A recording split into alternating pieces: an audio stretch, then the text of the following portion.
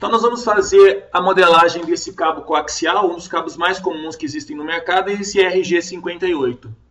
Eu peguei aqui na internet as dimensões dele, você pode perceber que ele tem o condutor central, né, o inner de metal, com 0,85 de diâmetro, e o dielétrico tem 2,95 de diâmetro. Ele não diz qual que é o εr desse dielétrico, nós vamos assumir que é Teflon, que é o material mais ou menos que o pessoal utiliza. Então a gente abre o CST, Create Project, Microwave RF óptico e vou selecionar Circuit e Components. Next. Vou escolher Coaxial Connectors, que é o nosso caso. E vou dar Next. Domine o tempo, que é o método numérico que nós vamos usar. E aqui se certifiquem que vocês estão com milímetros e megahertz. Caso não esteja certo, basta trocar. Milímetros, megahertz, Next. Frequência mínima de simulação 0, frequência máxima 2000. Vou visualizar o monitor e H. Né? Campo elétrico e campo magnético. Next. Finish. Vai abrir a interface na qual eu vou precisar, né, gravar, fazer o desenho da minha estrutura. Muito bem. Primeiro nós vamos desenhar o inner, o condutor interno. Nós vamos selecionar nessa aba Modeling o cilindrinho aqui. E depois de clicar ali, você vai, como a mensagem está dizendo, clicar Escape. Quando você clicar Escape, você vai colocar primeiro o raio do inner, 0,85 por 2. Vai pular aqui. E o comprimento de menos 10 a 10.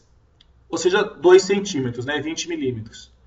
O material você vai escolher PEC, que significa condutor elétrico perfeito, que em micro-ondas não tem muita necessidade de dizer que o metal tem perdas. Cobre, alumínio, você acaba sempre usando o PEC, que a simulação é até mais rápida. Está aqui desenhado o meu inner. Se você pegar o mouse, segurando o botãozinho da esquerda, você consegue girá-lo. Mexendo na bolinha do mouse, você aproxima e afasta. Se ficar muito grande, a tecla de espaço posiciona na tela para você. Bom, vamos agora fazer o dielétrico. O dielétrico nós vamos clicar de novo no cilindro, de novo em Escape. E agora nós vamos colocar esse cilindro, o raio externo é 2,95 por 2 e o raio interno é 0,85 por 2, ou seja, começa onde o outro termina. E o mesmo comprimento. Só que o material nós vamos escolher, né, nessa biblioteca de materiais do CST, Teflon. Vamos descer aqui. Teflon sem perdas. Percebam que o Teflon sem perdas tem o Epson de 2,1. Load. Ok. Está aqui a nossa casca dielétrica, né? o condutor do meio. Né? Agora, para fazer o condutor externo, a placa, o shell, nós vamos selecionar F de Face e vamos clicar 2 vezes aqui. Ó. Se você eventualmente clicou errado, selecionou a face errado, D de Delete, apaga. Então, F, 2 cliques, você selecionou. Uma vez selecionada essa face, ficou vermelhinho assim, basta vir nessa aba Modeling, Extrusions, e vai aparecer aqui, fazer a extrusão da face. Você vai deixar uma altura, uma espessura de 0 mesmo, né? E vai escolher um material PEC. Ok? Tá aí. Está finalizado nossa modelagem do conector, do condutor, né, do cabo coaxial. Percebam que ele está feio aqui, isso é a visualização da placa gráfica. Né? Essa aqui é o problema de visualização. E também parece que ele está montado com segmentos de reta, mas na verdade é só a visualização. A simulação ela é perfeita, né? Leva em consideração um cilindro perfeito. É só para a visualização ser mais rápida. Bom, feito isso, a gente tem que excitar essa estrutura, que equivale, no caso, a fazer a medida com o analisador de rede. Como é que nós vamos excitar essa estrutura? Com a chamada porta waveguide. Para a porta waveguide ser localizada, você vai clicar de novo F, Deface, e vai selecionar ó, essa face do cabo.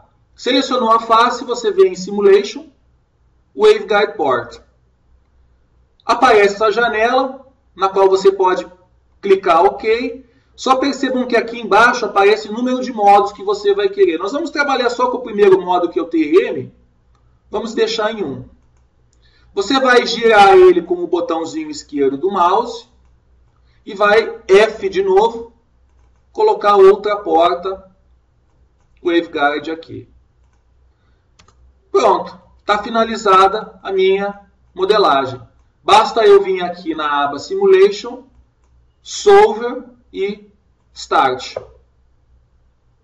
Ele está rodando, você está vendo aqui nesse bar graph.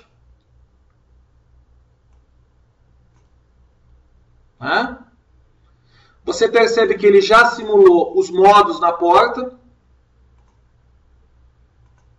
O que ele está fazendo? Calculando as equações de Maxwell de uma forma numérica. Se você visualizar, aqui ele terminou. Steady State Energy Criterion Met, ele já resolveu todo o problema. Se você visualizar aqui, ó, Port Modes, você vai ver o quê? O campo elétrico do modo na porta. Aí vocês têm que se certificarem de que esse é o modo que você espera. O campo elétrico é esse, é realmente esse. Percebam que ele dá uma informação impedância de linha, ou seja, a impedância característica desse cabo deu 51,72. Esse é o campo elétrico e aqui em H1 você consegue visualizar o campo magnético. Se você estiver visualizando o campo nessa aba 2D, 3D Plot, você consegue fazer uma animação de campo. Ó. Como que é o campo magnético e como que é o campo elétrico com animação de campo, como se fosse um filmezinho. Clicando de novo, ele paralisa. Bom, aqui na pasta 1D Results, você vai conseguir enxergar os parâmetros S. Abrindo aqui o S11, o S22 e o S21. Então dá uma olhada aí e vê se você acha que eles estão corretos para a estrutura que você desenhou. Você consegue ver também na carta de Smith, 1D Plot. Na carta de Smith você consegue ver o S1 e o S22. Dá uma olhada e vê se está batendo com o que você espera. Você consegue visualizar os campos dentro da estrutura.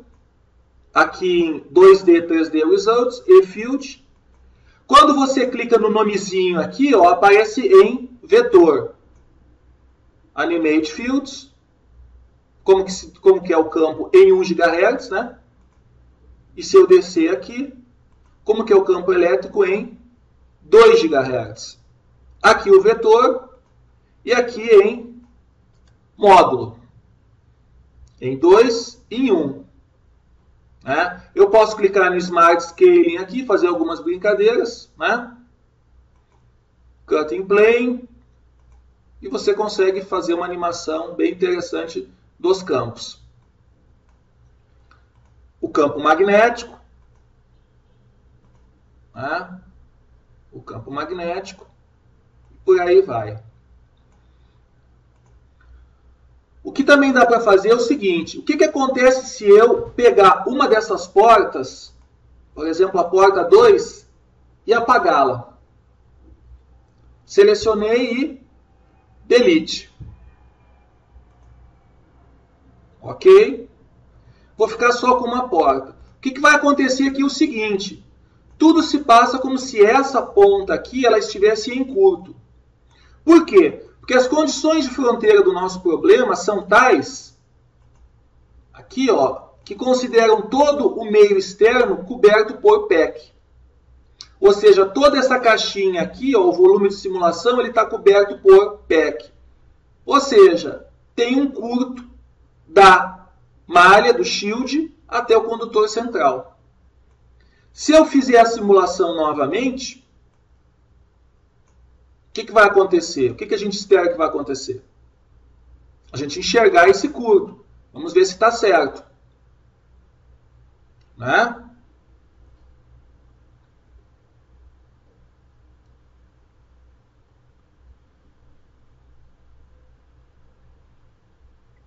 Você está enxergando aqui, a simulação terminou. Agora eu enxergo o parâmetro S, naturalmente eu não tenho mais o parâmetro S, S21, S22, S12. Só tenho o S11. E aí, está casado ou não está? Está certo ou não está? Vejam na carta de Smith e tirem suas próprias conclusões. Não esqueçam que a carta de Smith mostra o sweep em frequência. Essa bolinha vermelhinha preta é 2 GHz e essa bolinha clarinha, branquinha, é DC. Tá certo isso ou não tá? Pensem um pouco e respondam. E aqui, ó, no campo elétrico, dá uma olhada. Em absoluto, a animação, olha o que acontece. Na ponta que você colocou o curto, qual é o valor que está sendo visualizado ali na ponta? É sempre 0. Tá certo ou está errado? E o H? O que será que tem o H? Quanto que está dando o H na ponta? Um valor alto ou baixo? Não esqueçam que nessa pontinha da direita eu tenho um curto. Bom, para finalizar, a impedância da porta foi calculada pelo CST. A impedância da porta aqui, ó, é quanto? 51,72. Né? Essa line impedance em ohms é a impedância característica. Se você vier aqui em ROM, macros, você vai ver que existe uma macro em Calculate chamada Calculate Analytical Line Impedance. Existe uma série de linhas de transmissão disponíveis aqui. Se você escolher a coax, e vamos colocar os valores que nós temos do nosso coaxial. O condutor interno é 0,85 por 2. O condutor externo é 2,95 por 2. E o εr nós vimos que nós usamos é 2,1. Calculate. Olha aqui. 51,49. Isso aqui simplesmente é uma macro em Visual Basic que calcula, né, a impedância característica do cabo coaxial com a fórmula dos livros, do Pozar, aí, a fórmula analítica. A fórmula analítica dá 51,49 e a simulação dá 51,72. Então você vê que é uma aproximação, um resultado bem interessante. É isso aí. Obrigado.